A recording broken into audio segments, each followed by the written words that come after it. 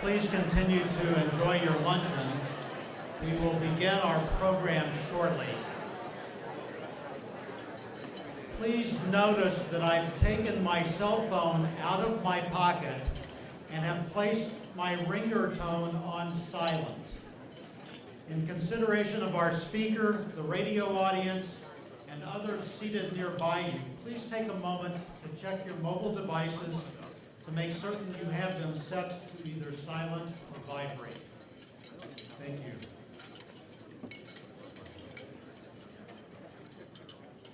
Good afternoon, and welcome to the Akron Roundtable. I am Stephen Schmidt, President of the Akron Roundtable Board of Directors. The Roundtable is brought to you today over radio station WKSU 89.7 FM from the Knight Center in downtown Akron, Ohio. The radio broadcast is underwritten by Cascade Outing.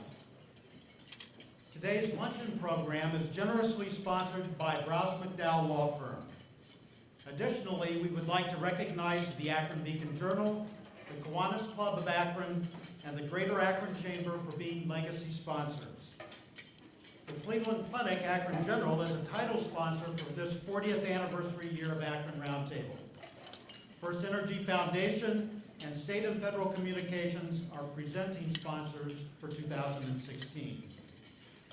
Please mark your calendars now for our next roundtable, scheduled on Thursday, February the 18th, 2016, when the Akron Roundtable will host LPGA pro and educator Renee Powell from East Canton. To make a reservation for any of the Roundtable's luncheons or to purchase a subscription to our luncheon series, please visit our website at akronroundtable.org. Today, the Akron Roundtable is pleased to host Dan Horrigan, Mayor of the City of Akron, Ohio, whose presentation is entitled Innovate, Collaborate, and Grow, a New Day for Akron. I will now ask former Akron Roundtable board member and President and CPO of State and Federal Communications, Elizabeth Bartz, to introduce our presenter. Elizabeth?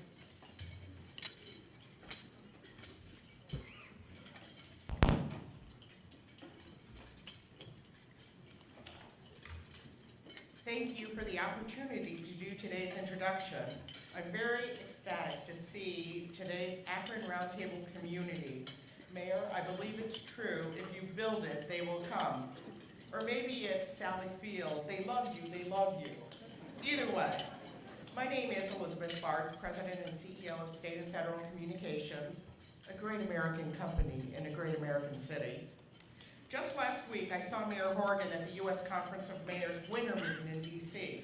I'm a huge proponent of professional development and appreciated him surrounding himself with mayors from other cities, larger and smaller, because it's a great way to see how other mayors are dealing with the trends that they are facing around the country.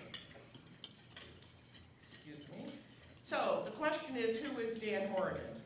Well, he became our 62nd mayor on January 1st of this year. I overslept her now, I'm just saying. Dan began his professional career as a teacher. He earned his undergraduate degree in economics at Kent State University, and then attended the University of Akron to receive a second degree in education. See, he's already learning to work between the lines. I think that's great.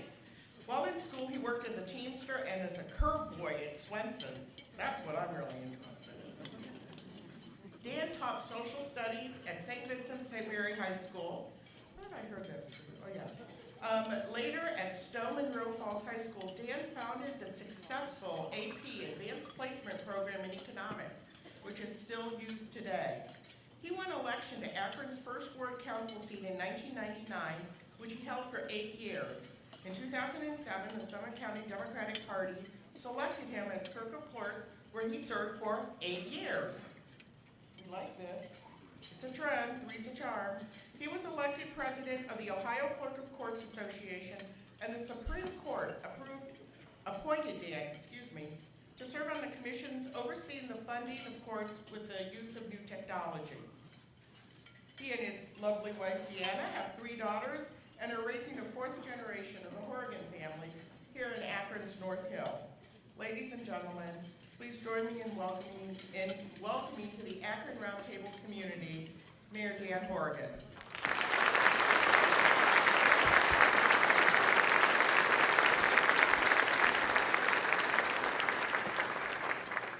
I think Sally Field said, "You really like me." I've used that before too. I think Rick gave me that line.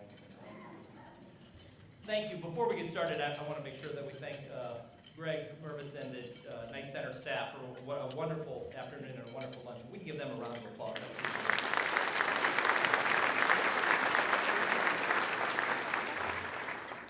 Thank you, Elizabeth, and good afternoon, ladies and gentlemen. First, I'd like to thank the Akron Roundtable and tell you how proud and honored I am to be your first speaker in your 40-year anniversary. And before I go any further, I remember Steve, my good friend Steve Schmidt, has said, "Hey, September, he said, listen, if you end up winning, would you be the roundtable speaker in January?" I said, "Yeah." He goes, "It's just a couple hundred people. I think we kind of overshot a little bit, but I'm proud of what that we've been able to draw." Roundtable is an Akron institution that serves as a model about what is best for our community. In looking over the list of founders of this organization in 1976, I see names of men who fought in World War II and women who were part of the greatest generation. They passed the torch to the baby boomers, quite frankly my generation, who have sustained these monthly gatherings through the 1980s and 90s. Now, the leadership of the Roundtable includes young professionals who will see it continue well into the 21st century. There have been changes along the way. You can send your questions today to the podium via your mobile device. And for most of you that are old enough to remember, I know we were all our mobile devices for our parents. I remember quite a few times. And speaking of my parents, my mom is here, and I told her I'm not going to get a chance to eat. In typical mom fashion, she says, "Don't worry, I'll put together a plate for you." So she may be coming by for cookies. Thanks. Akron's Roundtable's importance the importance to the community cannot be underestimated. And please join me in congratulating the volunteer board that continues to serve us today.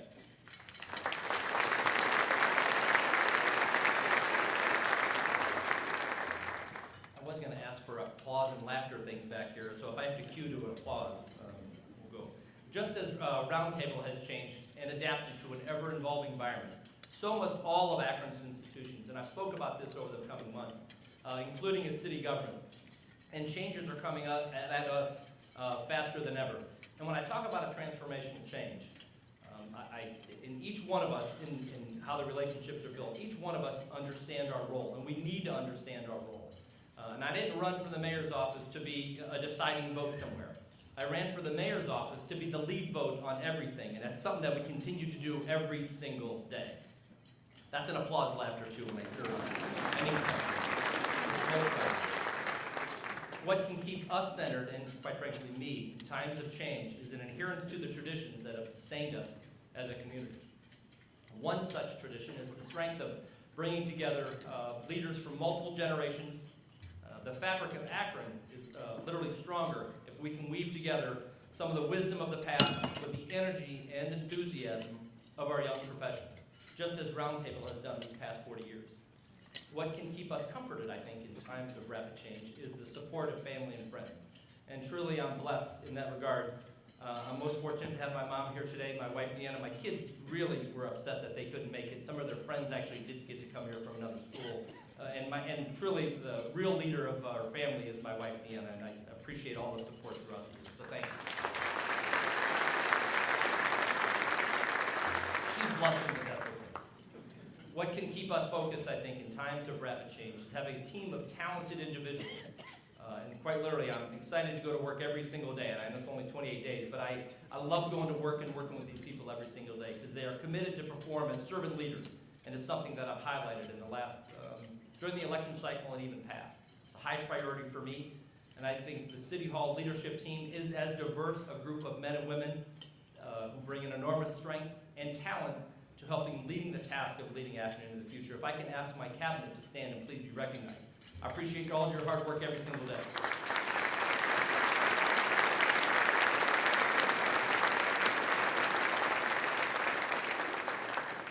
You wouldn't applaud for my wife, but you applauded for cabinet. Thank you. I can't go any further, and I want to recognize another group of individuals who will help transform Akron. Let me ask your members of Akron City Council to please stand to a round of applause. Thank you.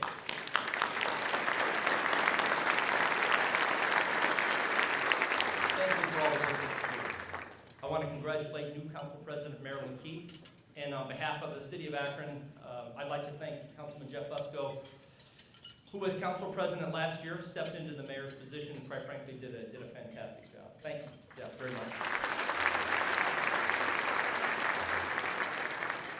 In my inaugural speech on New Year's Day, I said our city is on the verge of a renaissance, and it's a time when we can create strong and more stable neighborhoods, a vibrant place and a vibrant space, and an economy that is inclusive and will lift everyone up.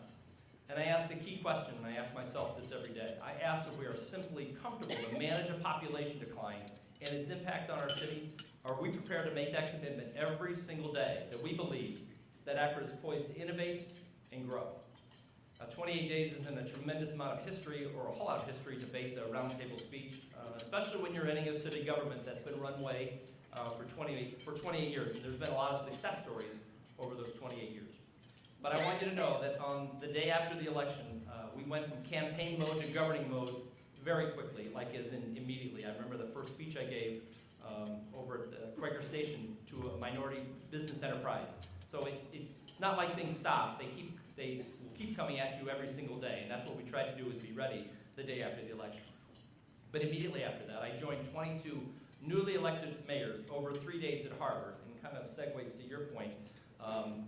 There's that peer learning. I mean, there's a lot of good ideas out there that happen in a lot of other cities, and quite frankly, I told every single one of them that I'll steal every idea we can to help make this city better, because there are ideas out there and they are being used. We want to make sure we use them with partnerships as much as possible. I quickly appointed a blue ribbon task force to do what I promised to do this summer, and that was to look under the hood of city government. I also asked Summit County's internal audit team to take a deep dive into Akron's finances and to work with my finance team of Diana Miller-Dawson and Steve Fricker. I know they're here somewhere. Thank you. I know they're working diligently. And we want to examine Akron's revenue sources and our expenses, every single one of them. We have to be, as a charge as an elected official, we have to be efficient with every single dollar we have. I also want to look for every single resource or money that can help support us. And there are a lot of business decisions that the city makes, and whether it's buying salt or purchasing cars or hiring outside professionals, we have to look at the logic behind every one of those decisions and make sure that we're efficient as possible. And I've been working diligently to ask the key question, why do we do the things we do? And the answer that's always bugged me, and quite frankly it should bug everybody, is because it's always done that way is not an acceptable answer. It's not acceptable to me, and it's not going to be acceptable to my cabinet either.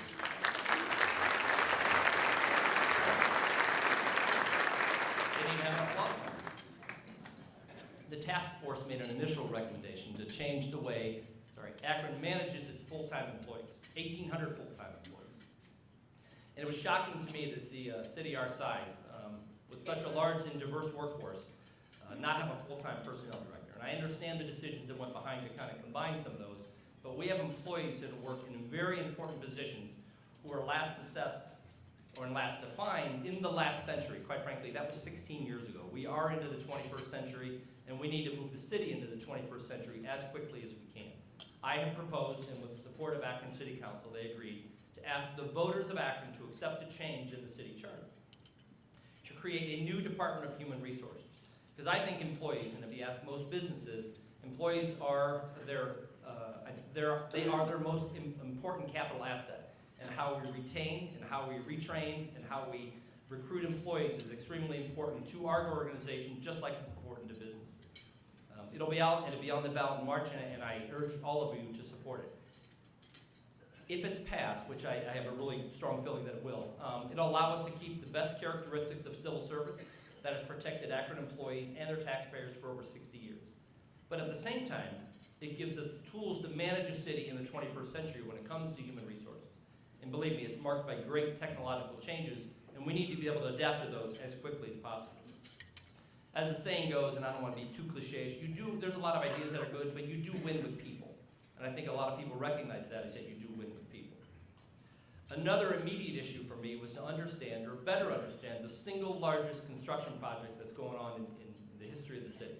And that's the $1 billion, and I use that word billion very sparingly, because I don't want it to be a $1 billion project. I want it to be half of that. And that's one of the things that we're working on is to drive those costs down. We hope we have to continue to make it affordable to businesses and residents. And that's to correct Akron's combined sewer overflow system. And that construction project will take place over the next decade and quite possibly beyond. Immediately after the election, I asked Service Director John Moore to make arrangements for me and a couple of us to meet with the US EPA in Washington.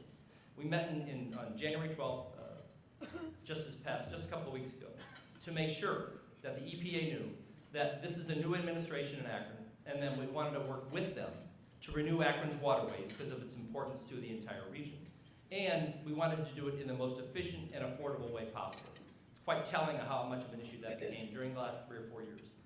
I'll also tell you that I have personally reached out to the Federal District Court for Northern Ohio to make sure what often appeared to be a war with the federal government and the judges is now over.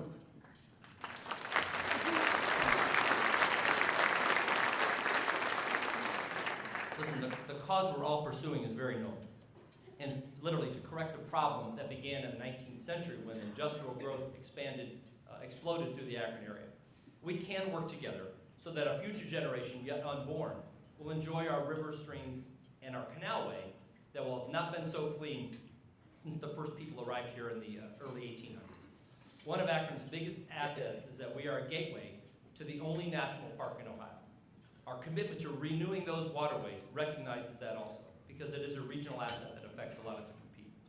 There's, I think, a misconception, and I've highlighted this before, that Akron had to be forced by the federal government to correct the combined sewer overflow problem. But Akron has been working diligently for the last 30 years to find an acceptable and cost-effective way to fix that problem since 1987. The city has spent, and you use these terms, kind of sparingly, but the city has spent well over $390 million, and if you let that sink in, almost $400 million over a 30-year period to correct this problem. So our commitment remains very strong to be able to do it. It's just doing it in the most affordable and effective way possible. And that includes upgrades to the Akron's water reclamation facility in the Cottle Valley. That's why you can drive down to Bath Road starting in a couple days when the great blue herons arrive in early February. These herons are there for a reason, and there's food for their offspring in all the lakes and the marshes, and that's something that Akron has provided over the last 30 years, to be able to clean up those waterways so that can't occur in our national park. In December, the city received approval from the EPA for 3 projects as part of a integrated plan which uses green alternatives as opposed to gray alternatives to help alleviate some of those sanitary sewers from 3 different neighborhoods. The first one being Merriman Road in West Akron, Middlebury in East Akron, and on North Hill. Excuse me. This plan could reduce the number of storage tunnels. They had a proposal for 2. We want to reduce that to 1. It's now being built along the Towpath Trail and Mustle Store in downtown Akron. And here's the payoff. The integrated plan could save, and here's another one of those big numbers again, could save as much as $300 million off the program. And those are the things that we're looking for, and that was the commitment to work with them. If the EPA does accept our proposal, it stretches out the timeline from 2027 to 2040, and we can make those, I think, the costs more affordable and much more palatable to all of our customers. Over the years, the city has invested millions of dollars to maintain our water utilities, and has not been as important as maybe the last couple of weeks. We are a very conscientious steward of our responsibility for our watershed in Geauga County. In recent years, we've partnered with companies in Israel to ensure the safe water supply for everybody, for Akron and the region. And that seems like pretty mundane material until you kind of realize what's been in the news. When we consider what has happened in Flint, Michigan, what has happened in Sebring, and what has happened to the Toledo water supply, I think, and in fact I know, when you look at what we've invested into the water facility and how safe and effective it is, I think it's something that we can all be proud of. We're supplying most of the water needs for Akron and the metropolitan area, which is something that we take, I think, a lot of pride in too. You can't just, in going through the last 28 days, you can't just swing at the pitches that you're throwing. You're going to get a curveball, you're going to get an easy one to hit. Another initiative that's long been on the city's want list is that hadn't been really been able to get off the ground, I think, as much as people would have wanted. And that's to create a strategic plan for the development of Summit County's largest employment and entertainment district, and that's downtown Akron. The president of Downtown Akron Partnership, Susie Graham, is working with my team in developing a process that will be inclusive, detailed, and quite frankly, quick. I don't want to wait around forever for a plan. We want to get it done in the next 3 to 6 months. And this is a plan for what is often been called the community's living room, is downtown Akron. It is one of our most important assets in attracting and retaining young talent. And that's never been so highlighted over the last 6 months is, how are we going to attract and retain young talent? One new project starts construction later this year. And we will begin the work of reshaping and repurposing the inner belt, commonly known as Route 59, through downtown Akron. And it will be our big dig. And it holds for us great promise, I think, and I know a lot of people think the same thing, of economic development in that region. What's been missing from downtown, and it's been highlighted, is housing. And we don't need to look to Cleveland, a little bit north, to see how young professionals have flocked to downtown over the last 10 years. And it's something that we want to continue to try to do too. They want the experience of living in the urban center. And I've already had conversations with multiple developers who are committed to addressing just that fact. And there's a shortfall, and we hope to make announcements about new projects before the summer. Downtown should be and will be a thriving neighborhood and an economic center for the region.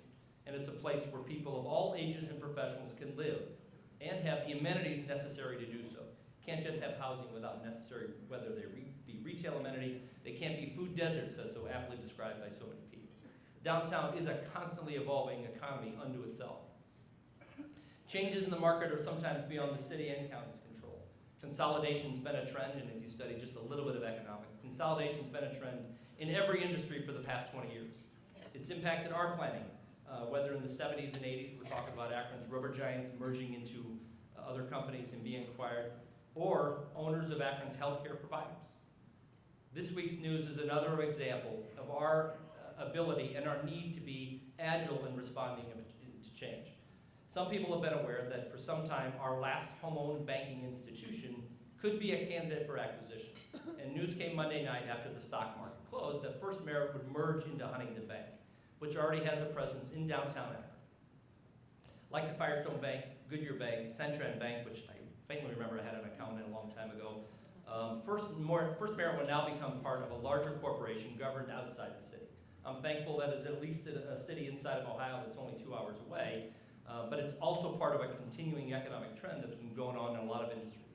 What's important is that we join with the new owners in helping them retain as many jobs or more possible here. We've had early meetings with Huntington and First Merit, and the commitment remains strong because First Merit is an institution, and we'd like that presence in we'd like First Merit's presence in downtown to be maintained also. They've been a strong community partner for us, and we need Huntington to be able to do so also. These trends in the business community also mean that we as government have to change also. We have to transform city government to match the transformation that we're seeing in the rest of our economy. And I've highlighted a couple of those things before. Inside City Hall and all of its departments, I want to see, and I have seen progress, in a change of culture. Proof every single day by every single employee, and first and foremost, we care about the people we serve. And it's been a hallmark of my service for the last 15 years, and I plan on making a hallmark over the X number of years that I continue to serve as mayor. It starts with how you answer the telephone. Too often times that I have not heard in the first 28 days, so I won't throw anybody under the bus, but I have heard things before when you answer the phone and someone says, "What do you want?" To me, that's absolutely unacceptable. It should be unacceptable to everybody. Businesses don't survive that way, neither will we. We need to start with how can we help you? Either we can or we can't, but it has to start that way.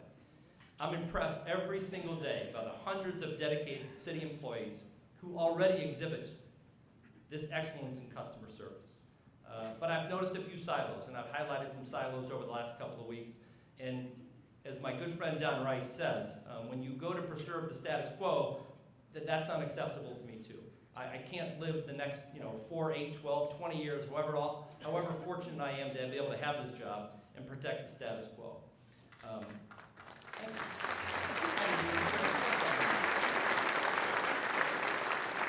I said oftentimes that I think people need to be uncomfortable in their seats, but I regard that as a positive thing. I don't mean it in a bad way, but you need to regard that as positive change. We all need to rethink our role and how you interact with us and how we interact with you also. A thriving Akron is not only good for the region, it's great for the region. People who live in our neighboring communities, they rely on the city for employment, public services, arts, culture, college education, and much, much more. Without a flourishing and a prosperous urban core, our region will be unable to compete with the metropolitan areas around Ohio, around the country, and quite frankly, around the world. So we must seek unprecedented partnerships with surrounding communities to build networks that I think will support new jobs in Akron and the region. That's why my first week in office, when the news of Macy's came down, one of the first phone calls I made was to Chicago Falls Mayor Dan Horrigan and Talmadge Mayor Dave Klein, to see if we can get together to kind of work together to protect, we want to protect the investment that's been made in the Chapel Hill area. Whether we can repurpose, like I said, the departure of Macy's and Old Navy announced this month. It's disappointing, and to all of us it is, but it's not fatal either. We have to look at these as opportunities. If we can remake or repurpose the mall area for a desirable place for residents and businesses, we can save the investment that all three communities have made in that area for quite some time. In recent speeches to the community, First Energy CEO Chuck Jones, GOJO Chairman Joe Camper, President Scott Scarborough, hospital leaders Tim Stover, Bill Considine, and Tom Malone have all commented on the one thing they see in the greater Akron community, and that's the tremendous strengths we have here compared to other metropolitan areas. Well, I want to echo and thank them and echo their comments also. I see those same strengths every single day. Our unemployment rate has been, in the community has not been this low in 10 years. Our overall employment rate hasn't been this high in the Akron region since the recession of 2008. More than 150 Fortune 500 companies have facilities in Greater Akron, and we are headquarters for 2 Fortune 200 companies, Goodyear and First Energy. Akron also enjoys an international reputation in racing circuits around the world. NASCAR tires are made at Goodyear, and the Indy tires are made at Bridgestone Technical Center right here in Akron. The world's best-known gravity event is at Derby Downs. Professional golf, if any of you know me, professional golf, long a favorite of mine, has enjoyed a 60-year run in the city of Akron based on and because of the support of an army of volunteers. We have one of the top 50 marathons in the United States. And another Akron invention that is important to millions of people who attend an AA meeting every week. The Alcoholics Anonymous movement began at the Gate Lodge, as many of you know, in 1935. And today, like every day, people around the world will use 1 billion squirts of Purell hand sanitizer invented right here in Akron. And those are some of the success stories I think that we can build on.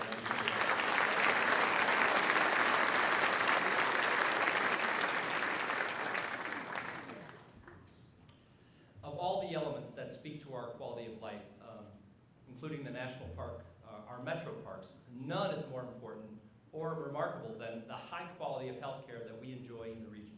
From Summa Health, Cleveland Clinic, Akron General, and Akron Children's Hospital, 3 leading institutions when it comes to health care, not only in this area, but I would say around the country.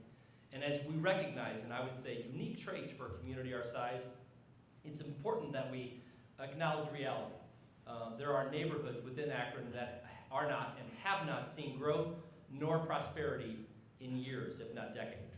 And it's an inequality gap that our country has grown to very troubling levels. And cities all over the country, including Akron, are bearing the brunt of its impact. And in speaking to other mayors, they're bearing the same sort of impact we are. It was an issue 10 or 15 years ago that we did not have to deal with. Well, guess what? It's front and center now, and we will have to deal with it.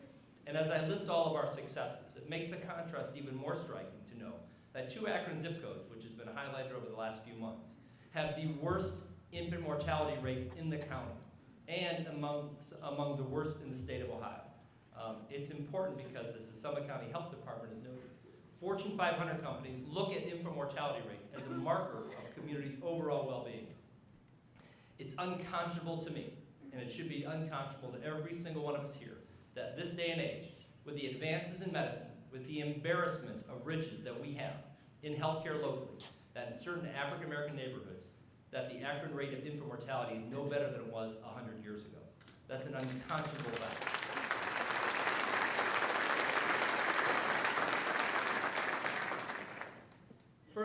know that our infant mortality rates are impacted by much more, like social determinants to health, transportation, housing, education, access to quality health care, and that's just to name a few.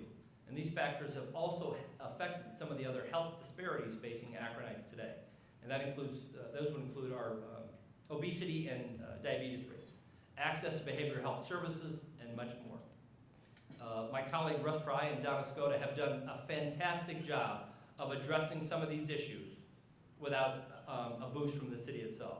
So today, I'm committing to them and to everybody here that over the next 4 years, this situation will not be tolerated.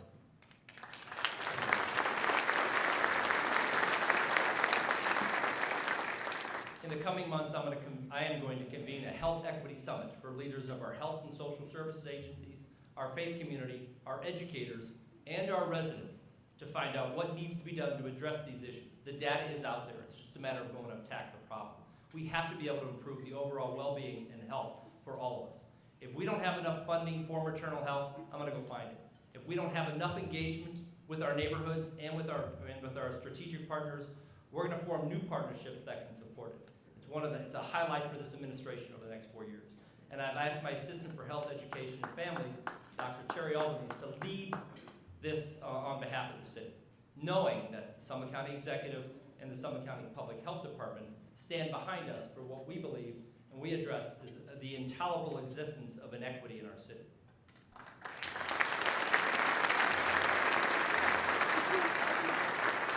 Despite some of these setbacks, and there have been a few, let me tell you why, as a lifelong resident of this community, I'm also very optimistic about our future. I'm going to infuse into every one of our neighborhoods the same commitment with which we have approached the planning and development of downtown over the last decade. If you've not been online to read a blog called Notes from the Underground, then I recommend you Google it, as Google now become a verb. Read the remarkable research that Jason Segedy has been doing on all of our neighborhoods. I always mispronounce his name, so I want to make sure I got it right this time. He's been doing a lot of research on our neighborhoods for about a year or so. In fact, he gave me a map the other day that showed this is the condition of our housing. You know, we built more houses in this city from 1930 to 1942 than the last 15 years. We built more houses during the Great Depression than we did in the last 15 years. To me, it's another one of those things that, you know, if we can't build the housing that people need, they are going to build somewhere else. And it's a prime task for him to be able to work out those plans. It's also one of the main reasons why I appointed him as Akron's Director of Urban and Planning Development. There are few people in the state of Ohio who have the focus that Jason does on preserving what is best about our legacy neighborhoods and developing the urban core. He truly has a very 30,000-foot vision of how that can happen. And one of my proudest achievements as a councilman was to lead the improvements in Highland Square. And if you've not been back there, and I know I've talked about this for months, that process began about 15 years ago. And although it took some time to get done, that's the same vibrancy that I want to see in every one of our neighborhood business districts. It includes a library, it includes a community center, and it also includes a new grocery store. And those are the things that I can add to the quality of life to a neighborhood. And each one of these neighborhoods may be different, but we need to get in there and assess them, and I know Jason's eager to get in there and do that in each one of them. I know we can expand that particular model to every one of the neighborhoods, whether it be Temple Square, Copley Road, Goodyear Boulevard, Firestone Park, Ellett, and Kenmore. There are amazing individuals who are leading change within our community, not necessarily waiting for the city or for anybody else. And I've witnessed that strength of the people of Akron, whether it's people cheering on strangers and friends during the Akron Marathon, groups of young professionals who are literally energetically claiming the city as their known neighborhood, leaders who've created the Better Blocks on North Hill, Porch Rocker Festival, which was excellent, by the way, and the annual festivals in Ellett and Kenmore. We have a city filled with brilliant minds and a community-driven spirit, and I think that harkens back to what the hospital leaders and Joe Canfor and Chuck Jones said. It's that community-driven spirit that really separates us from a lot of metropolitan areas. And I'd like to recognize one of them today, who should and who has inspired me to quite literally get their hands a little bit more dirty in community work. Karen Edwards lives in a house behind the fire station on Maple Street overlooking Glendale Cemetery. If you come up the backside, you see off the end. With the help of Councilman Rich Swirsky, some friends and community supporters, she led an effort to clean up the Glendale steps, which had long been neglected. In other parts of West Akron, she has planted community gardens, including the one at John Brown House that is maintained by the residents of Saperstein Towers. But this past summer, on her own, with little help from the city, she created a whole program called City Sprouts for kids who go to Mason Park and the Lawton Street Community Centers in the summer. Over 10 weeks, she helps kids develop an appreciation of nature, gives them tools for making healthier eating choices, which is one of those keys to the social determinants of health. They plant flowers, they plant berries, vegetables, herbs, and they learn how to live a healthier lifestyle. And that's really the key to all this, is that we have to get the kids earlier when they make some of those lifestyle choices. The kids start their day by picking up litter in the park. They eat a lunch provided at our recreation center, for many, may be the best meal of the day. But Karen also creates a garden space where kids, from living situations we cannot imagine, find peace. One day this past July, one of Karen's City Sprouts girls had witnessed a 17-year-old boy shot by gunfire the night before. She came to the garden at Mason Park that day, angry and sad about what had happened. She asked Karen to help her clean up the blood in front of her house. All of the kids eventually gathered in the community garden, where they could talk about the young man who was shot and maybe about what his family was feeling. Karen read to them from the book, The Forgiveness Garden, about two villages who were at war with each other, and how the children came together from the villages to create a garden where the adults could resolve a conflict. Think about that. Kids prompting adults to resolve their conflict. So let that sink in for a second. This summer, with the support of the LeBron James Family Foundation, Karen hopes to plant a forgiveness garden at Mason Park. Karen, can I ask you to stand, please, and be recognized?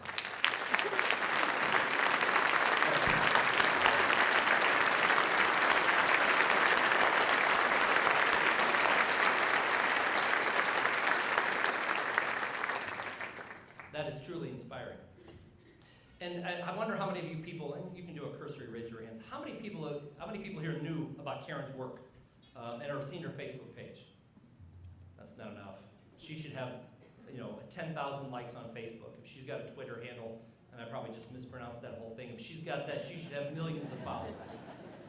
All right, show my age. The page is called City Sprouts, and I encourage you to go look at it. Karen is an example, and her faith in the city inspires me, quite frankly, should inspire all of you to build a city government that is innovative, effective, and efficient at the same time. But we need to tell more of these stories. I guarantee there are more of these stories out there. To attack the negativity, I think sometimes creeps in and often arises in some of our neighborhoods. We need to do a better job of sharing our accomplishments, period. And you need to let us help you share those accomplishments on every media platform, and even through that new thing called social media. I want to hear from you. Tweet your best ideas to me using the hashtag, is it gonna get up there? Hey Akron, and eventually you get up there. And I'll get it, I'll answer these questions. We have not communicated, I think, as a city very well over the years. We need to communicate better. We need to take those ideas a little bit better also. And I need you to challenge us on every single day. You tell us about the good things that are going on in your community. Tell us how we can improve. Sometimes don't expect the same response as maybe in the past. You will get a response.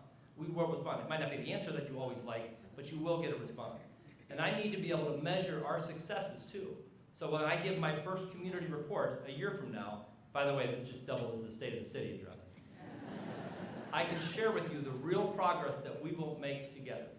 And if we can harness our collective imaginations, I know we can build a better Akron. One that is bigger, one that is better, and one that is stronger. Thank you very much. Enjoy the lunch.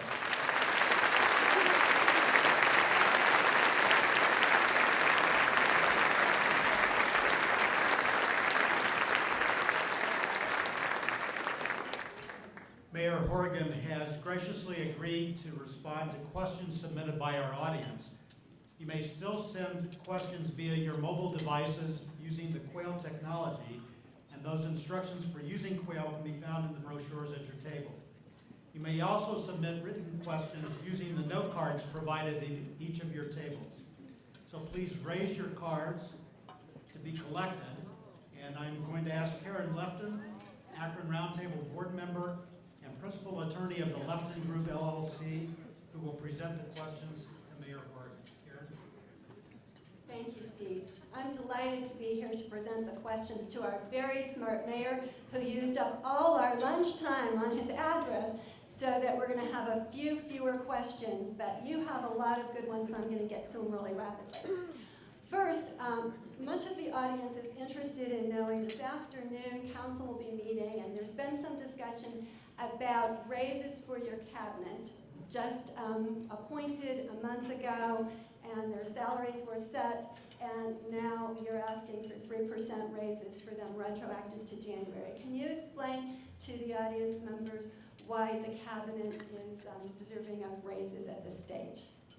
Yes, the contract, the way it was negotiated, was over multiple administrations. It was negotiated in good faith between all four of the bargaining units to be able to do that. What I wanted to do was kind of remove myself. I don't believe in separating out, the management staff as opposed to the non-bargaining and bargaining. So I left them in to be able to do that. I understand the concern about it, but it was a conscious choice to be able to do it. You talked a little bit about the impact of Huntington and First Merit, and I know we all read that the Huntington executives came to see you after the announcement was made. And the question from the audience is, what did they promise you, and what did you get from them? Russ Pry, county executive, and I met with him, and I can tell you, Russ Pry is a true friend to the city of Akron. I mean, almost everything that he does is with that benefit in mind, and that I appreciate all of that.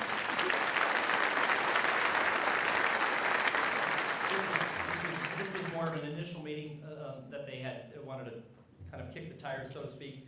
To me, the deal still has to be done. We stressed quite a few things. Was the long-standing roots that First Merit had in helping with the bonding issues and the development issues that the city has, along with a lot of other community partners, but also the strong presence they have and the job level. And quite frankly, they said, Huntington said, we want to earn the same level of trust that First Merit has had over the years, and we'll continue to try and help them do that. I want businesses to grow. So if there's a particular business strategy that they have that we can help augment, we want to do that with everybody. So it wasn't anything necessarily promised, because really nothing's been approved yet either, and there's still some details to be worked out. Earlier in the month, we read about your goal to increase Akron's population by 25%, I believe, from under 200,000 to 250,000.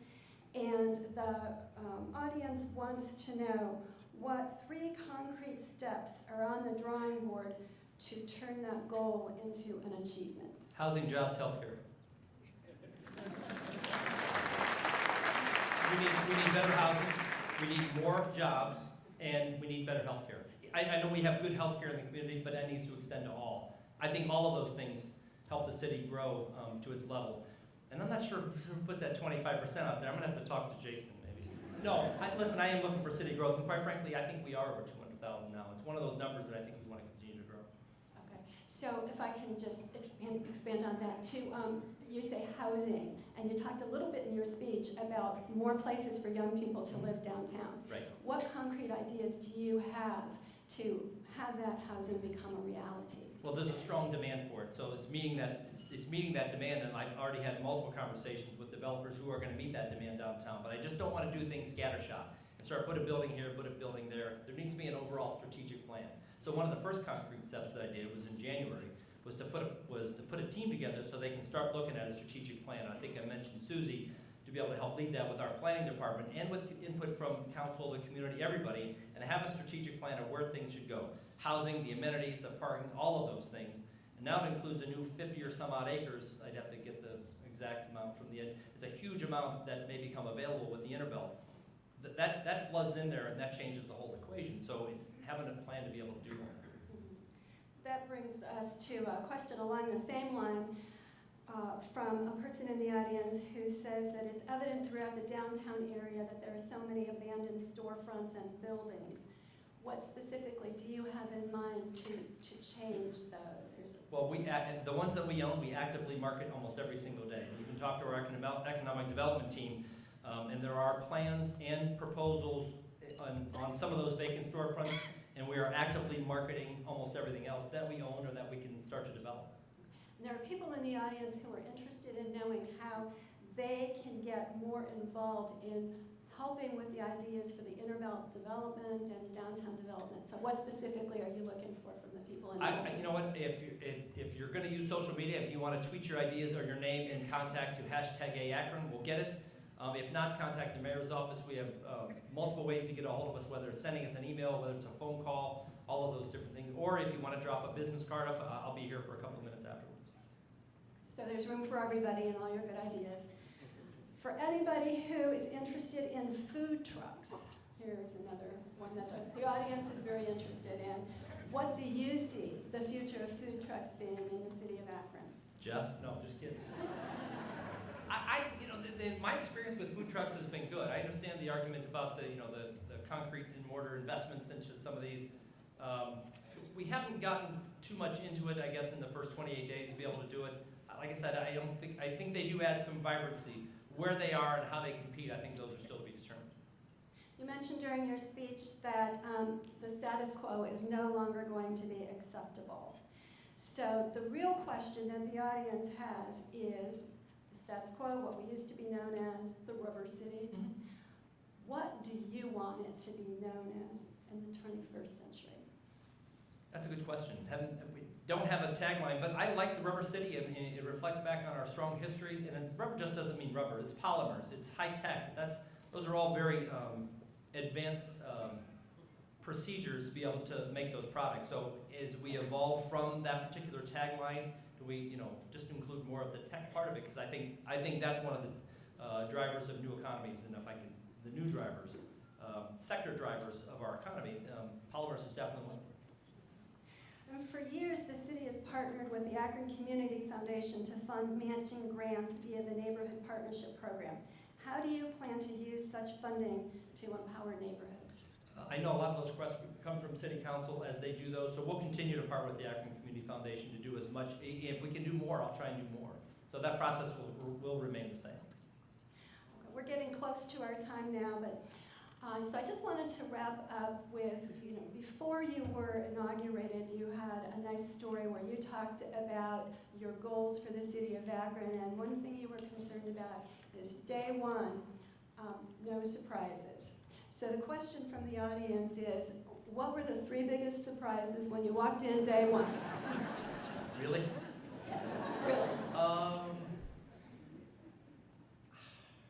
These tough questions, these open-ended ones. I don't know if I was surprised so much, but it's just the newness of, there's new people that I'm working with, new people that you go to work with every day, and quite frankly, that's been the exciting part, is the people that you get to work with every day and how dedicated they are. It wasn't a surprise, it was just a reaffirmation of my faith that I think of all the 1,800 people that work for the city, they're out there every day doing, that doesn't surprise me, and I've been along the way. I went down to the Snow Center early on.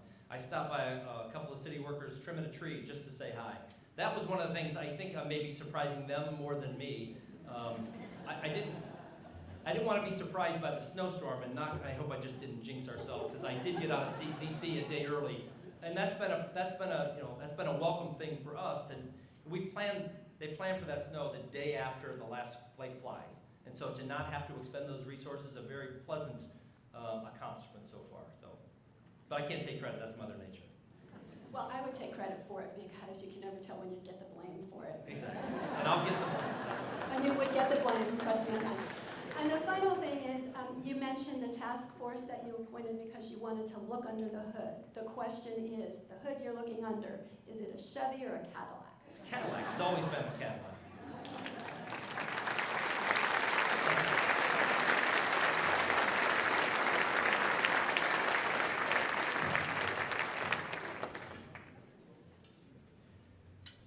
Mayor, thank you for being with us today. On behalf of Akron Roundtable, it's my pleasure to present you with a contemplative sun as a memento of your time with us this afternoon.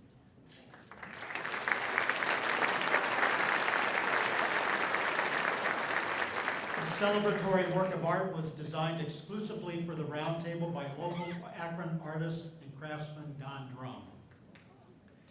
We look forward to you joining us at the Quaker Station on the University of Akron campus in downtown Akron on Thursday, February the 18th, when the Akron Roundtable will host professional golfer and educator Renee Powell, one of only 3 African-American women to ever play on the LPGA Tour, and head professional golfer at Clearview Golf Course in East Canton. We also ask that you save the date of October the 3rd to join in a gala celebration of Akron Roundtable's 40th anniversary to be held here at the Knight Center. Our special guest for that event will be Patrick Carney of the Black Keys, who will be interviewed by award-winning author and journalist and Patrick's high school friend, David Giffords. Thank you for being with us today, and we look forward to seeing you at the next Akron Roundtable.